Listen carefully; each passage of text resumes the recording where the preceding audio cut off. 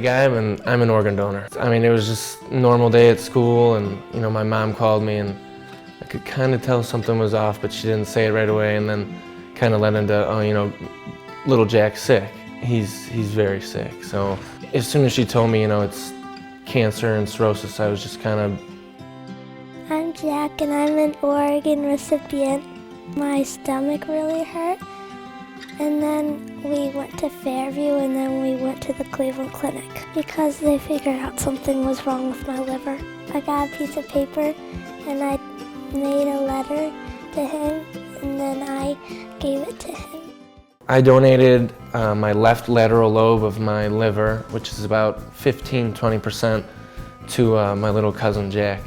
On paper, I was number one. I was the person they wanted to use, just based off height, weight, age, all that. And Jack's always been, there's not many of us boy cousins compared to all the girls on my mother's side.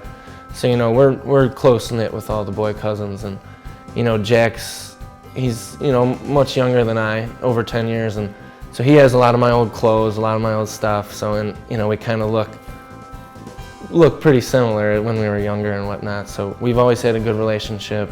So I'm at Baldwin Wallace now and working part-time with my dad's company, and just been hanging out with some good friends, and looking to get involved with some hockey programs in the city. I play basketball at the YMCA, and I'm gonna do CYO track. Him being able to play these sports so soon, I know it's coming on 2 years, but that's still, for a recipient, that's still a super quick time to, at his age, to get involved in these sports. And I love you, buddy. You killed it. Love you.